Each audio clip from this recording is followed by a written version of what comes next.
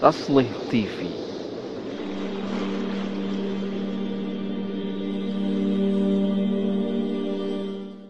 Bismillahirrahmanirrahim. Alhamdulillah, sahabat Taslih. Kita kembali dalam serial Jejak Sahabat Nabi di Bumi Syam. Alhamdulillah masih bersama Bang Amar. Tapi sekarang tampilannya agak beda beliau nih. Apa naik jadi Ustadz sekarang? Enggak, belum semi. Semi, iya. Iya nih. Masya Allah ya. Iya Bang Amar, kita ketemu lagi di serial Jejak Sahabat Nabi bersama Taslih nih. Maksudnya jejak sahabat Nabi di Bumi Syam. Kalau di 2 episode sebelumnya kita sudah bahas sosok yang pertama Abu Ubaidah ibn al-Jarrah, kemudian yang kedua ada Muawiyah ibn Abi Sufyan radhiyallahu anhum. Kali ini kita mau bahas siapa nih? Siapa sahabat Nabi? Kemudian apa legacy yang paling kelihatan dari sahabat yang mau kita bahas ini? Silakan Muhammad. Nah, kalau dua sahabat pertama tadi, Muawiyah bin Abu Sufyan dan Abu Ubaidah bin Al-Jarrah radhiyallahu anhuma, ini mewakili masing-masing pilar tanzim siyasi dan tanzim askari. Apa tuh tanzim tuh? Tanzim itu apa ya? Tubuh gerakan politik dan tubuh gerakan militer. Oh. Ini tanzim ilminya nih, ya, artinya tubuh atau gerakan keilmuan Islamnya. Siapa beliau ini? Mu'adz bin Jabal radhiyallahu anhu. Mu'adz bin Jabal radhiyallahu anhu. Gimana kita mulai ngobrolin tentang sosok ini di sisi kebaikan atau legasi yang ditinggalkan di Bumi Syam ini dari sisi mananya dulu nih? Kalau tadi kan antum spill ilmunya, Ya. Mungkin bisa diceritakan kapan masuk Syamnya dan lain sebagainya itu Bang. Nah, mengenai periode kapan beliau ini masuk Syam, ini semua sebetulnya tidak bisa dilepaskan dari peristiwa pengutusan beliau oleh Rasulullah Shallallahu Alaihi Wasallam, tapi bukan ke Syam, ke Yaman dulu. Oh ini masyhur nih ke Yaman. Masyhur. Kenapa ke Yaman dulu? Karena saat itu wilayah Yaman sudah futuh. Nah, tapi di sini justru Mu'adz bin Jabal terlihat dari biografinya akan memadukan dakwah Islam secara syariat dan kemudian dakwah Islam juga secara jihad. Karena medan dakwah yang dihadapi oleh Mu'adz bin Jabal di sana adalah nabi palsu. Nabi palsu ini punya kekuatan militer. Artinya nggak cuma cukup dibantah syubhatnya, tapi dibantah atau diserang juga, diperangi. Oke. Nah, ceritanya gimana? Saat itu ketika Rasulullah Shallallahu Alaihi Wasallam itu mengutus Mu'adz bin Jabal, beliau sudah memberikan firasat. Ini akan menjadi tahun terakhirku. Setelah itu beliau ke sisi Allah Subhanahu Wa Taala. Ini Rasul ngomong ke Mu'adz. Nah, ngomong ke Mu'adz, ngomongnya gimana? Itu benar-benar sepertinya Rasulullah Shallallahu Alaihi Wasallam itu menahan untuk bicara ini sampai Mu'adz itu udah siap-siap. Di atas kendaraan di ujung kota Madinah udah tinggal berangkat, baru Rasulullah ngomong, wahai Mu'adz, kalau kau sederhananya begini, kalau kau besok itu balik ke Madinah, kau tidak akan menemui aku karena inilah tahun terakhirku di sini. Nah, kurang lebih begitu. Isyarat. Mu'adz menyadari ini maksudnya Rasulullah akan meninggal, maka beliau menangis. Maka sedih parah karena itulah kebersamaan terakhir Rasulullah dengan Mu'adz. Nah, memang ada juga hadis yang terkenal ketika Rasulullah Shallallahu Alaihi Wasallam itu memerintahkan kepada Mu'adz dan menanyakan beberapa hal. Wahai Mu'adz, bagaimana engkau memberikan hukum di tengah manusia? Ini hadis yang terkenal menjadi dalil dari istinbat atau ijtihad, ya kan? Kalau kamu nggak dapat dari mana? Dari Al-Quran. Kalau nggak dapat dari sunnah-sunnahmu ya Rasul, dari hadismu. Kalau nggak dapat, aku akan berpikir sekuatku. Aku akan mengambil pengibaratan sekuatku. Nah, setelah itu beliau berangkatlah ke Yaman dan betul saja di tahun itu sebelum Rasulullah Shallallahu Alaihi Wasallam meninggal muncul 2 nabi palsu. Sajah Tamimah ya. Sajah dan satu lagi adalah Aswad Al-Ansi. Kalau Musailimah di Madinah kan ya? Dia di Yamamah itu. Di Yamamah dan itu mereka nanti Musailimah itu akan bersekutu dengan nabi palsu yang dari utara. Banyak banget nabi palsu nih. Nah, Mu'adz bin Jabal itu dalam tanda kutip dilatih oleh Allah Subhanahu Wa Taala menghadapi dakwah yang merupakan kombinasi antara dakwahnya itu ceramah dengan militer dan strategi politik. Lengkap karena di Yaman ini nabi palsunya itu merupakan salah satu pemimpin kabilah. Terus yang kedua dia juga merupakan seorang mantan dukun dan memang masih dukun sih. Dukun. Si Sajah ini ya. Sajah ini dukun. Tapi yang menjadi masalah kalau kita lihat di teks hadisnya, nabi-nabi palsu ini masih sholat, masalahnya itu. Gitu. Nah, seperti contohnya nih ya, Musailimah itu kan dia mengubah syariat bukan secara total memerangi Islam.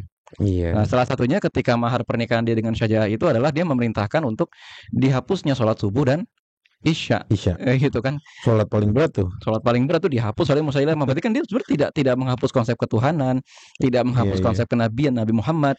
Cuma sebagian. Cuma sebagian aja gitu. Iya, fatal juga. Fatal, tetap fatal. Makanya oleh Abu Bakar diperangi. Itu udah ijma. Iya. Ya kan, udah ijma itu diperangi.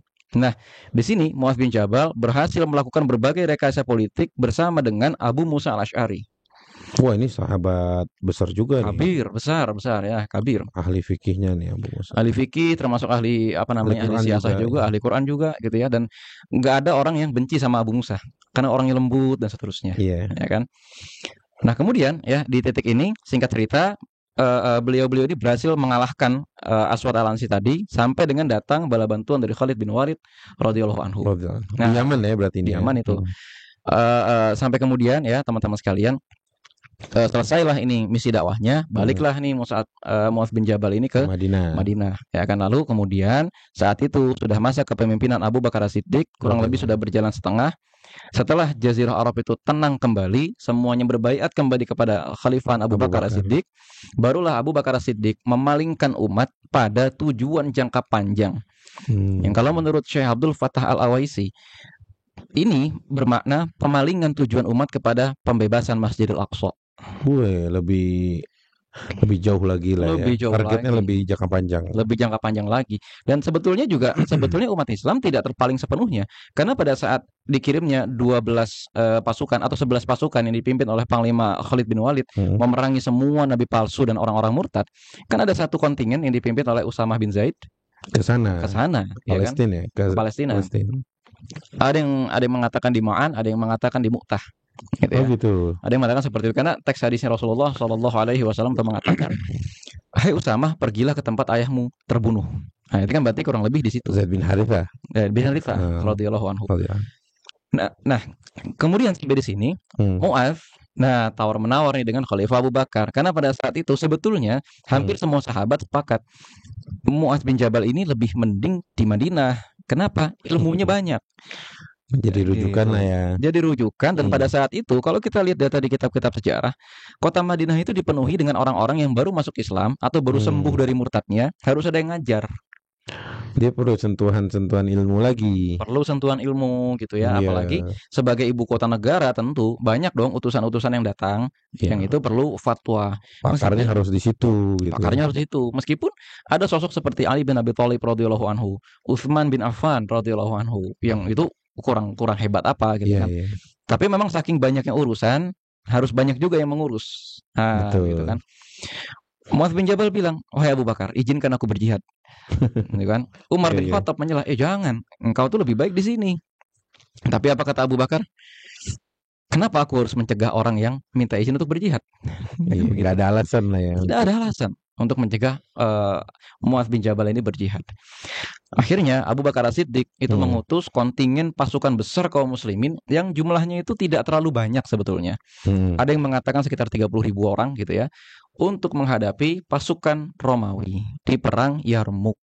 Tapi di antaranya itu ulama-ulama juga nih, ulamanya para sahabat, di antaranya Mu'adz kan. Ini yang menarik. Ada di situ nama-nama seperti Abu Hurairah radhiyallahu anhu. Nah itu. Ada nama-nama seperti Mu'adz bin Jabal di situ. Artinya Mu'adz sebagai ahli fikih dan ahli agama itu nggak sendirian.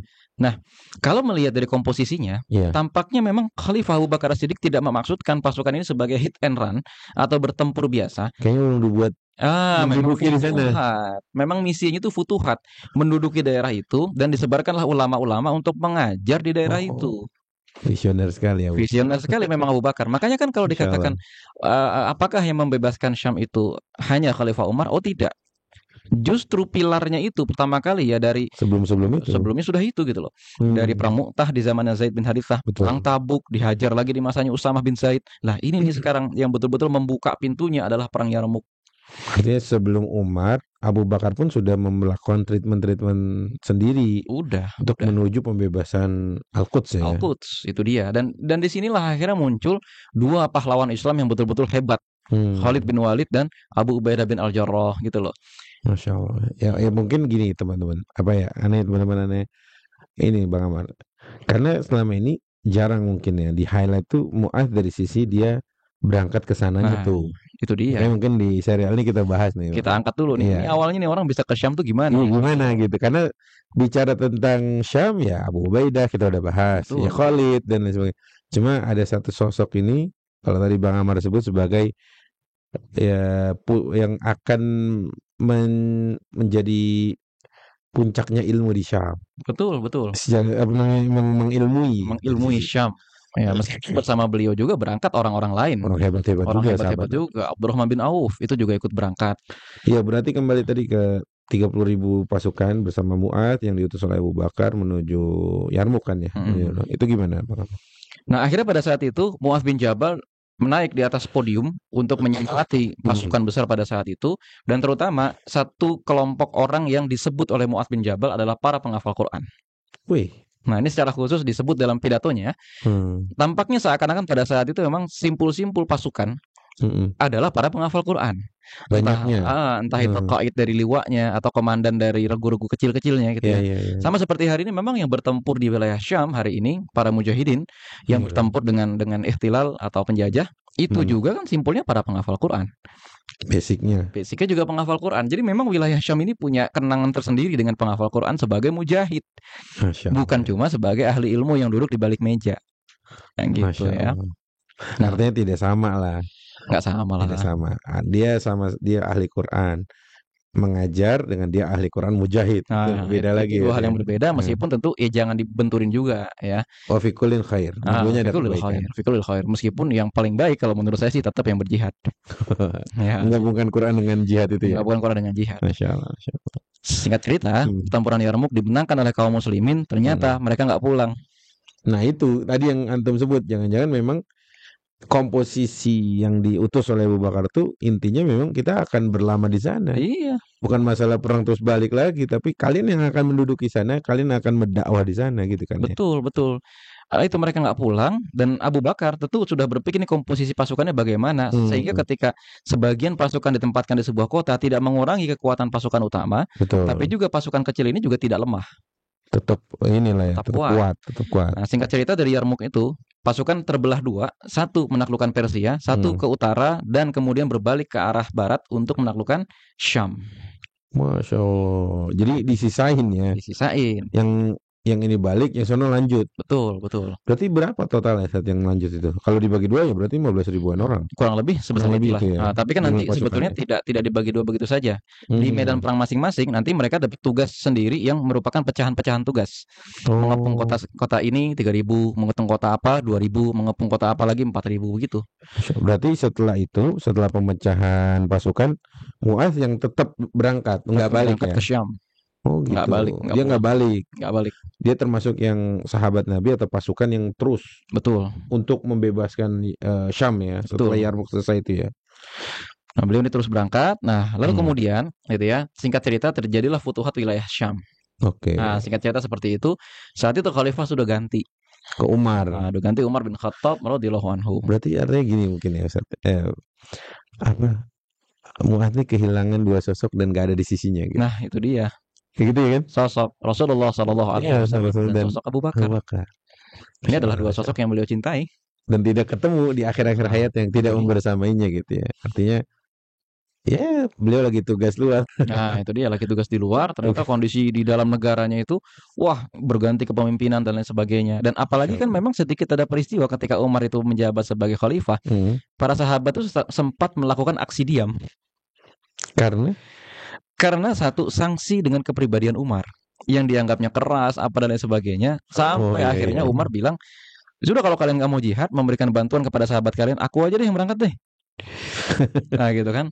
Ngambek dikit lah gitu kan. Meskipun ini jangan disikapi sebagai sahabat tidak setuju, bukan. Iya. Tapi lebih kepada ingin Umar itu lebih lembut kepada rakyatnya. Nah pada saat itu. Oke. Ya. Jadilah ya setelah pergantian khalifah itu kan pasti apa nih kebijakan Umar yang baru terhadap para pasukan yang di luar kota Madinah itu Ustaz? Khususnya terhadap Mu'adz bin Jabal ini Ustaz. Pertama harus kita pelajari dulu pada saat Umar itu menjabat sebagai khalifah di 100 hari pertama deh. Sedang terjadi apa sih? Iya. di hari ketika Umar bin Khattab menjabat sebagai khalifah, saat itu pasukan muslim itu sedang berhadapan dengan tentara Romawi. Tapi justru dramatisnya kebijakan pertama Umar adalah mencopot Khalid bin Walid dan mengangkat Abu Ubaidah bin Al-Jarrah. Nah, tampaknya yang mencolok peran Mu'adz bin Jabal dan para sahabat-sahabat yang lain adalah menciptakan loyalitas di kalangan para tabi'in yang saat itu masuk Islamnya di masa Umar atau di masa Abu Bakar akibat futuhat atau akibat dikalahkannya para nabi palsu. Iya. Kan begini, coba kita lihat 2,5 tahun lalu ketika Rasulullah SAW itu wafat, apa yang terjadi? Kenapa mereka murtad? Kami nggak mau bayar zakat kepada Abu Bakar, kami bayarnya itu kepada Rasul. Nah, semacam ini ada nggak ketidakpercayaan ketidakpercayaan gitu loh. Ini sekarang mereka berhasil ditaatkan lagi kepada Abu Bakar, tapi Abu Bakar yang meninggal nih masalahnya. Bukan PR lagi nih. PR lagi, bukan masalah sih, PR lah gitu. PR ya. Nah, sekarang naiklah Umar. Meskipun Umar keterkenalannya sebetulnya sama aja dengan Abu Bakar. Ya, akan tetapi saya yakin pasti di sini ada suara-suara di bawah gitu loh. Ada suara-suara di bawah dan suara-suara di bawah ini bukan hanya tentang Khalifah Umar bin Khattab, akan tetapi juga tentang sosok Khalid bin Walid itu sendiri. Yang orang mulai mendewa-dewakan Khalid dan lain sebagainya, sedangkan mereka berasal dari kultur Romawi dan kultur Persia. Yang mana setiap pejabat kalau punya loyalis, hawanya pemimpin itu muncul. Gitu yang di dalam tanda kutip diragukan ya. Dikhawatirkan. Dan alhamdulillah para sahabat pada saat itu berhasil menahan gitu loh. Berhasil menahan meskipun tidak ada hadis yang jelas, tidak ada berita yang jelas tentang peristiwa ini. Saya yakin itulah yang peran yang dimainkan oleh Mu'adz bin Jabal. Ya. Satu itu. Terus yang kedua kan singkat cerita, penaklukannya ini berhasil mencapai wilayah Yordania dan juga kemudian ke wilayah Suriah saat itu. Kalau hari ini wilayah itu terletak di perbatasan utara Palestina. Oh, mepet lah ya. Mepet sekali ya. Mepet Palestina. Nah, disinilah kemudian peran penting dari Mu'adz bin Jabal dan Khalifah Umar bin Khattab dimainkan. Masya Allah. Gimana? Apakah tadi Anda tanya taujihnya Umar tuh kayak apa kepada Mu'adz? Kalau secara khusus kepada Mu'adz tentu tidak ada. Maksudnya tidak ada berita khusus gitu ya. Akan tetapi secara umum pada saat itu Umar bin Khattab radhiyallahu anhu memperbarui tata tertib tata tertib pasukan dan juga tata tertib pemerintahan. Saat itu di masa Umar itu kan belum ada istilah tata tertib pencatatan gitu kan, Baitul Maaf dan lain sebagainya. Dan itulah yang dibuat oleh di masa Khalifah Umar. Dan di masa Khalifah Umar bin Khattab itu juga ada instruksi-instruksi khusus agar seorang sahabat disertai dengan ada seorang tabi'in atau 2 orang tabi'in untuk apa? Satu, pengkaderan, ya kan? Yang kedua untuk melayani kebutuhan-kebutuhan dan tentu saja digaji. Masya Allah ya. Nah, digaji, dikirim oleh negara staf secara khusus. Staf khusus lah itu bahasanya. Staf ahli apa staf khusus kayak gini? Lebih tepatnya. Staf ahli. Anda kan sebagai mantan staf. Ya, dan ini dibayar dan saya yakin ya pemberian fasilitas semacam ini oleh Umar bin Khattab kepada Mu'adz bin Jabal ini akhirnya membuat Mu'adz akan lebih tenang ketika berdakwah. Dan medan dakwah yang ada di daerah Syam itu kan beda dengan Yaman. Kan pengalaman Mu'adz itu di Yaman. Betul. Nah, Yaman sudah masuk Islam tapi murtad. Sementara daerah Syam itu sudah akrab dengan orang Arab. Nah, tapi mereka ini bukan berasal dari agama penyembah berhala. Mereka ini berasal dari pengikut Nasrani. Betul. Otomatis sudah terbiasa dengan tatanan agama yang rujukannya jelas, sudah terbiasa dengan sistem patriark gitu ya. Sistem tokoh agama yang ada level-levelnya, sudah terbiasa dengan rumah ibadah gitu loh. Dan juga sudah terbiasa dengan susunan pemerintahan yang rapi. Inilah yang dihadapi oleh Mu'adz bin Jabal. Tantangan baru lah ya, beda kultur karena sebelumnya beliau dakwah di Yaman. Betul. Kulturnya berbeda dengan yang meskipun sama-sama Arab sih, sama-sama Arab, tapi kan ya secara kultur beda kali satu itu. Betul, secara kultur beda memang. Dan kalau kita lihat bangsa di daerah Syam, memang agak beda. Kan terlihat dari ketika ada seorang sahabat yang orang munafik gitu ya, mau dikirim jihad ke daerah Syam di perang Tabuk, dia bilang apa? Ya Rasul, aku takut terfitnah dengan wanita bangsa kulit kuning, Bani Asfar. Kenapa? Emang beda rasnya. Jadi ini ada sedikit ini kali intermezzo lah ya. Imam Syafi'i pernah ngomong gini, barang siapa yang belum menikahi wanita Syam, sesungguhnya dia belum menikah. Nah itulah. Makanya kemarin ketika aneh ke Suriah itu, Masya Allah gitu ya.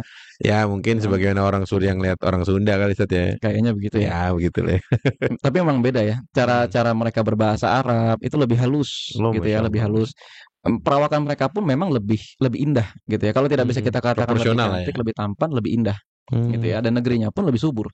Ini yang dihadapi oleh Mu'adz bin Jabal, dan Waduh. baru terasa kenapa Rasulullah Shallallahu Alaihi Sallallahu alaihi Wasallam memastikan bagaimana cara Mu'adz memberikan fatwa.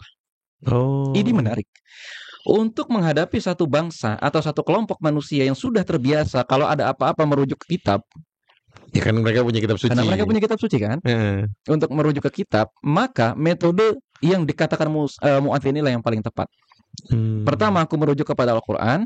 Kalau nggak ada, Kalau nggak ada, kepada hadismu. Kalau Mm-mm. tidak ada, aku akan berijtihad semampuku. Betul. Nah, ahlul kitab kan begitu caranya. Oh, Makanya ketika kitab diadu dengan kitab, Al-Quran pasti menang. Gitu loh. gitu ya. Gitu. Berarti memang speknya Mu'adz sangat dibutuhkan untuk berdakwah di bumi Syam. Nah, itu dia. Ketika itu. Itu dia. Karena kan orang-orang Syam bukan penyembah berhala. Iya, iya, iya. Iya, lain dengan misi dakwahnya Amr bin As misalnya, ketika Iya. diutus oleh Rasulullah Sallallahu Mesir. Alaihi Wasallam, ya ke Mesir, kemana? Apa? Ya mereka menyembah berhala. Mereka menyembah berhala, meskipun pemerintahannya, ini dia bedanya antara Mesir dengan Syam. Mesir, pemerintahannya itu sudah mengikut Kristen Koptik. Tapi Oke. rakyatnya itu, ya kan masih ada nyemplungin gadis ke sungai Nil dan lain Iya, iya, sebagainya. masih ini khurafat Masih gitu. khurafat di zaman itu, gitu ya. Kalau di Iya, zaman iya. sekarang, insya Allah enggak, ya dikit-dikit lah. Ada, Iya, ada. kayaknya. Waktu saya ke Kairo itu dibilang, antum ini kalau mau belajar sihir, biangnya dukun seluruh dunia tuh ada di pedalaman Mesir, katanya. Insya Allah. Berarti ini daerah Indonesia kalah ya? Kalah, Yang kalah. katanya Banyuwangi, katanya Banten, sebagian orang tuh. Kayaknya sih belum ada apa-apanya sih. Kayaknya belum ada apa-apanya. Mesir ya. Nah, Yang Musa kan di sono. itu dia. Lawannya penyihir. Ibaratnya kalau ada teman saya bergurau gitu ya, bilang, kenapa di Indonesia nggak ada nabi? Karena keingkarannya belum seberapa, belum butuh nabi. Dai aja cukup. Masya Allah, Gitu Masya ya. Allah, Masya Allah. Nah, singkat cerita gitu ya, ketika Mu'adz bin Jabal radhiyallahu anhu berdakwah di sana, nah rupanya saya tidak melihat adanya gejolak, baik itu pemberontakan atau pertanyaan-pertanyaan cukup serius ya, sebagaimana yang diajukan oleh orang-orang Badui atau orang-orang Arab di Arab Selatan, di Yaman dan lain sebagainya. Tampaknya kok lancar-lancar saja. Dakwahnya Mu'adz. Dakwahnya Mu'adz ini kok lancar-lancar saja gitu ya. Dan karena memang tampaknya cara atau metodologi yang Mu'adz bin Jabal ini betul-betul manjur. Yang tadi beliau berijtihad. Ya, ijtihad, dan itu kan berjidal. Ini kan menunjukkan cara jidal. Ya kan? Kalau untuk masalah ketentaraan atau askari, silakan diurus oleh Abu Ubaidah bin Al-Jarrah, diurus oleh Muawiyah bin Abu Sufyan dan lain sebagainya. Tentang Mu'adz bin Jabal, nah beliau mengurus masalah keilmuan tadi. Dan ada sedikit athar atau petunjuk-petunjuk bahwa pada saat itu para sahabat itu mendirikan semacam rumah-rumah Quran kecil-kecil. Rumah tahfiz lah ya. Rumah tahfiz lah gitu ya, rumah Quran kecil-kecil yang qadarullah. Ya, salah satu sahabat atau salah satu tabi'in yang dikirimkan Abdurrahman bin Muljam laknatullah, pembunuh Khalifah Ali bin Abi Thalib suatu saat nanti. Tapi ini menunjukkan gitu ya, adanya rumah-rumah tahfiz, adanya rumah-rumah Quran, adanya rumah-rumah khusus yang di sana itu bukan rumah pribadinya sahabat, itu memang markas dakwah. Masya Allah. Markas dakwah. Dan saya juga tidak mendapatkan teks yang menyebutkan bahwa Mu'adz bin Jabal mengambil paksa gereja untuk dijadikan sebagai tempat ta'lim. Saya tidak mendapatkan bukti itu. Artinya sama seperti ketika di Baitul Maqdis secara khusus ya, nggak dirusak apa-apa, nggak dia. Yang Umar bilang saya nggak ngambil gereja, takutnya yang datang setelah saya ini ya akan menjadikan ini masjid dan lain sebagainya. Dalilnya Umar pernah sholat di situ. Iya, takutnya gitu. Tapi Mu'adz secara spesifik nggak begitu ya? Nggak begitu. Dan ini terlihat. Kita jangan lihat kejauhan ya kalau ke masanya gubernurnya Muawiyah bin Abu Sufyan, tapi kita lihat ke masa sebelum adanya wabah Taun. Amwas. Gitu ya, Amwas.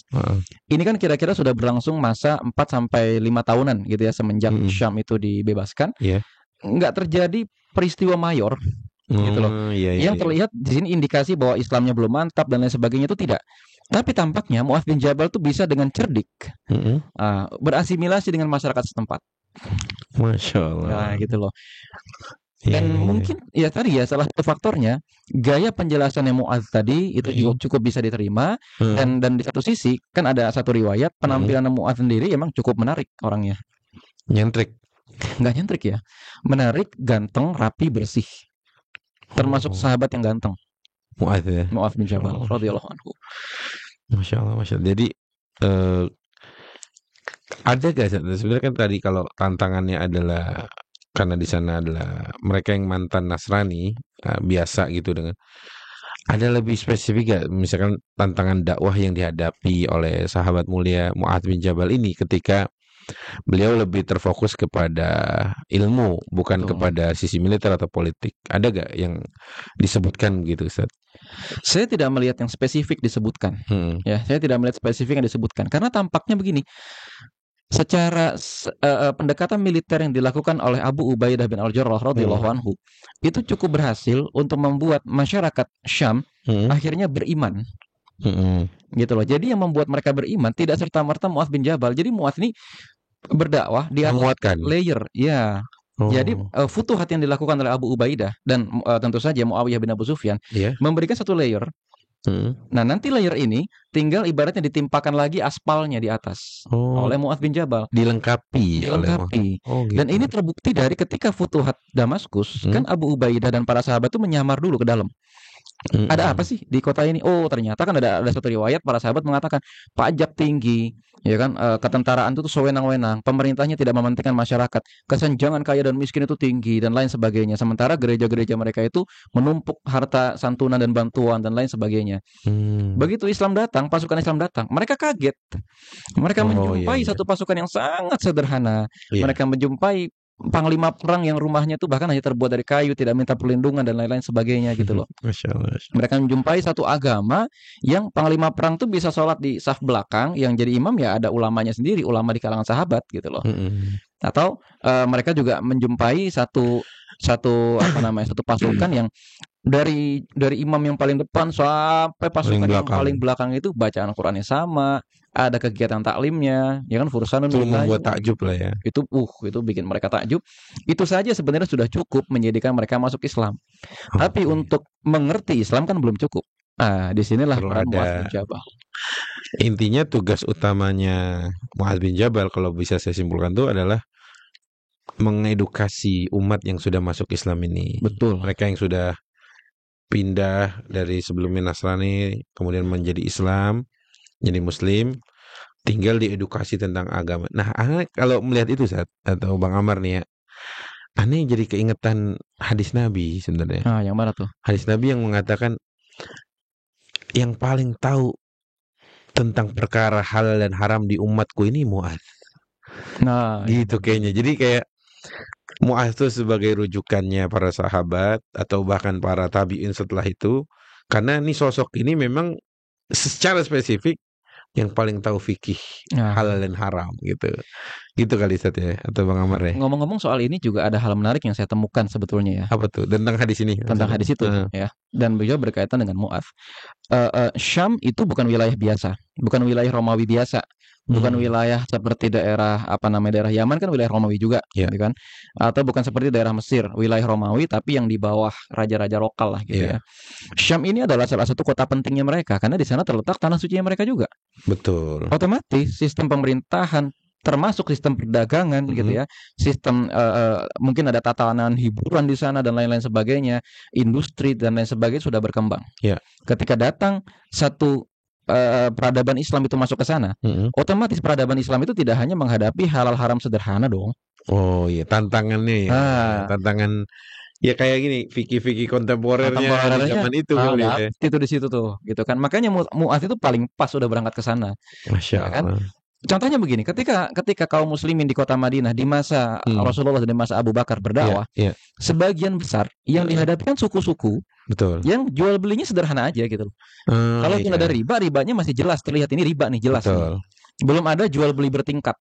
Yang ini level ribanya misalnya ada 10 pintu jual beli, 10 akad ribanya tuh ada di akad ke-7. Ini perlu yang ngebedah, perlu ahli banget nih. Perlu ahli banget ini. Apalagi bersentuhan dengan satu agama yang dalam tanda kutip secara akhlak amaliyah sedikit mirip dengan ajaran agama Islam. Nama nabinya sama gitu. Sumbernya juga mereka ada Injil, kita pun mengakui Injil. Ini perlu ulama ahli fikih yang mantep. Kalau enggak, syubhatnya bisa menyebar nanti. Masya Allah. Itu mungkin salah satu hikmah ya. Hikmah diutusnya Mu'adz bin Jabal ke sana, dan itu jauh-jauh hari Nabi ngomong kayak gitu. Ustaz. Betul. Jauh-jauh hari Nabi ngomong kayak gitu. Bahkan ya, kalau tadi aneh lanjutkan sedikit hadis yang antum sebut, kalau kamu nanti di sana berhukum dengan apa? Dengan Quran. Kalau nggak nemu di sana dengan sunnah. Kalau nggak dengan saya berijtihad semampu saya. ada potongan hadis yang mungkin belum kesebut tadi, Sa. Kata Rasulullah gini sambil nepuk dadanya Oh Umar, iya benar. dadanya Muaz. Alhamdulillahilladzi waffaqa Rasulillah sallallahu alaihi Nah, wasallam, gitu kan. Segala puji bagi Allah yang telah memberikan taufik kepada utusan Allah, nah, utusan utusan Allah. iya gitu kan, Rasulillah bima yurdi Rasulullah, atau kurang lebih kayak gitu kata Nabi sambil ditepuk dadanya. Itu kayak isyarat kuat sekali Itu bahwa isyarat kuat sekali. model kayak Hmm. begini nih yang dibutuhin Syam ketika itu kali itu. Dan semua sahabat yang mengalami kejadian dadanya ditepuk atau kepalanya dielus selalu jadi sahabat yang hebat. Oh gitu ya. Yang dadanya ditepuk kan Abdullah bin Abbas juga Iya iya iya iya. ditepuk juga dadanya atau menurut sebagian riwayat dielus begini agar Hmm. seakan-akan memberikan isyarat kayak halangannya diurut biar hilang. Ya salah, ya salah. Sentuhan Nabi Itu langsung lah sentuhan ya. Nabi langsung itu beda itu. Apalagi saat mungkin Bang Amar nih, apalagi terakhir tentang Mu'adz bin Jabal, jejak kebaikannya di bumi Syam secara spesifik. Nah, ini yang kalau saya lihat sebelum jejak kebaikan ya, syahidnya beliau. Masya Allah. Nah, kan penyebab syahid itu bukan cuma terbunuh di medan perang, di medan jihad yang jihadnya sudah disepakati sebagai jihad fisabilillah ya, Ya. tentu saja. Betul. Nah, pertama saat itu ya di tengah apa namanya futuhat yang luar biasa, banyak sekali korban perang yang berserakan. Dan menurut sebagian riwayat, sebagian korban perang itu memang hanya disingkirkan saja ke hutan-hutan, tidak sempat dikuburkan karena saking banyaknya. Oh gitu. Akhirnya di wilayah Syam pada saat itu, tepatnya di suatu tempat di Palestina, itu muncul wabah taun. Ya, taun itu bukan penyakit perut ya. Sebagian orang bilang itu penyakit perut. Padahal taun itu katanya yaitu seperti bisul, ya bisul yang Melenting ya. melenting terus katanya besar dan pecah dan itu mematikan. Ya, saat itu para sahabat Rasulullah Shallallahu Alaihi Wasallam memang ada di satu kondisi ketika mereka tuh ingin mati syahid, tapi kok menang terus. Mereka tuh ingin mati syahid, tapi kok menang terus ini. Ya udah Allah kasih tahun. Allah kasih tahun gitu ya. Dan ya meskipun begitu, itu kan bagi orang kafir adalah azab, bagi kaum muslimin adalah jalan menuju kesyahidan. Iya. Dan akhirnya di situ Mu'adz bin Jabal mengalami penyakit itu dan kemudian syahid. Nah, gitu ya. Syahidnya dengan taun. Syahidnya dengan taun. Dengan gitu wabah ya. itu ya. Di sini ada yang menarik. Umar bin Khattab radhiyallahu anhu, oke lah di masa jahiliyah mungkin pernah dagang ke sana dan lain sebagainya kan. Ketika Futuhat Baitul Maqdis juga pernah ke sana. Tapi kebijakan Umar ketika terjadi wabah taun dan kan ketika wabah itu taun itu udah menjadi wabah. Nggak jadi kan, balik lagi. Nah ketika taunnya sudah selesai, mendapatkan kabar Abu Ubaidah, Mu'adz bin Jabal, Suhail bin Amr, semua yang syahid, Umar balik lagi ke sana. Ternyata kebijakan pertama Umar ada kaitannya dengan fikih. Apa itu? Di pidatonya Umar pada saat Umar itu datang ke Syam pertama kalinya setelah wabah taun, apa yang terjadi? Umar memutuskan untuk membagi-bagikan harta waris. Ini adalah fenomena fikih yang tidak mungkin seorang kepala negara bisa mengetahui itu dari jarak jauh. Meskipun oke lah ada firasatnya Umar mungkin ke arah sana karena kan Umar juga seorang faqih di kalangan sahabat. Tapi saya yakin ini adalah kerja administrasinya Mu'adz bin Jabal. Rapi. Beliau pasti menyadari ketika ada satu anggota keluarga meninggal, yang terjadi adalah harta warisnya harus diurus. Masya Allah. Dan ingat nggak ada satu hadis yang intinya mengatakan bahwa salah satu ilmu yang paling pertama dicabut dari kaum muslimin adalah masalah waris. Pantasan kebijakan Umar ini kok masalah waris. Yang pertama kali ketika beliau datang. Ini juga berhubungan dengan ketajaman fikih yang dimiliki oleh Mu'adz bin Jabal. Pasti berfirasat kalau terjadi kematian massal di suatu daerah, maka harta waris menjadi syubhat. Oh iya kan? Iya. Seperti saya pernah jadi relawan bencana. Saya ke daerah Banten bekas tsunami gitu ya, saya daerah gempa mana, bahkan saya ke ke Suriah dan lain sebagainya, itu memang harta waris akhirnya menjadi syubhat. Betul. Karena bayangkan kalau keluarga dalam satu nasab itu gugur semua. Punya siapa nih warisan nih? Iya, punya siapa ini? Iya. Akhirnya akan terjadi pertempuran memperebutkan harta di sini. Itu yang oleh Umar Umar ditahan, dan saya yakin ini kan kebijakan fikih ya, bukan cuma sekedar kebijakan jual beli, bukan cuma sekedar kebijakan militer. Enggak, ini kebijakan fikih, dan saya yakin inilah kerja besar dari Mu'adz bin Jabal radhiyallahu anhu. Masya Allah. Rapi catatannya. Rapi. Firasatnya jauh mandang ke depan Bau tentang malam depan dan tajam. dan Dan ada yang tajam menarik ya, ada yang menarik. Saat itu ada satu adegan ketika Mm-mm, para gubernur di wilayah kekuasaan kaum muslimin, mm-mm, ada wali kota Homs, ya Hims, ada mm-mm. wali kota mana gitu ya. Itu beberapa kali memang memberikan pertanyaan kepada Mu'adz bin Jabal, baik ketemu langsung maupun memberikan surat. Iya, Dan salah satu pertanyaan yang diabadikan dari gubernur Hims iya. saat itu, pertanyaannya adalah mengenai darah haid. Coba Masya kita Allah, bayangkan. Masya Allah. Berarti di Syam pada saat itu kaum wanita Mm-mm. juga kena urus nih sama Mu'adz. Karena salah satu subjek, bukan objek ya, Ya, salah satu subjek pelaku fikih adalah perempuan kan. betul. Nah, maka di sini ternyata Mu'adz tidak melupakan perhatiannya terhadap itu semua. Masya Allah, Masya Allah, Masya Allah, Masya Allah. Jejaknya ini udah termasuk jejak kebaikan sekali, Oh termasuk iya. catatan yang rapi terkait warisan tadi Nah, ya. betul, betul. Karena dilihat oleh Mu'adz bin Jabal radhiyallahu anhu, ini kematian massal dan akan sangat mungkin di masa yang akan datang menjadi fitnah tersendiri di tengah orang-orang ini, keturunannya maksudnya, Betul, betul, betul. atau yang masih hidup ketika itu. Tapi Bang Amar nih mungkin karena keterbatasan waktu Ya, kita, tapi seru sekali Mas. Selalu seru dan memang obrolan kita tentang orang-orang soleh dan ya. orang-orang muslih itu, terlebih ini sahabiyun jalil Mu'adz ibn Jabal radhiyallahu anhu, pasti tidak akan cukup kalau kita bahas di waktu yang kita punya. Tapi terakhir saya mau menyebutkan bahwa Mu'adz ini adalah salah satu sahabat Nabi yang dengan jelas Nabi sampai menyebutkan wallahi inilah uhibbuk. Ah, betul. Mu'adz, demi Allah aku sangat mencintaimu. Kalau saya baca hadis ini Bang Amar, selalu terbayang di kepala saya itu gimana perasaannya Mu'adz dia ngomongin kayak begitu ya. Kita disamperin gubernur aja dibilang aku mencintaimu karena Allah. Disamperin presiden atau orang terkenal di Hmm. dunia hari ini. Loh ini loh disamperin Rasulullah SAW. Itu gimana perasaannya Mu'adz ibn Jabal radhiyallahu anhu. Tapi itulah insya Allah kita cukupkan teman-teman di pembahasan kita tentang sahabat para sahabat Nabi yang meninggalkan jejak-jejak kebaikan di bumi Syam. Semoga ada manfaatnya dan insya Allah kita berjumpa di episode yang akan datang dengan pembahasan dan bahasan dan sosok-sosok yang akan lebih juga tidak kalah seru untuk dibahas dan diambil hikmah kehidupannya. Wallahu taala alam. Assalamualaikum warahmatullahi wabarakatuh. Waalaikumsalam warahmatullahi wabarakatuh.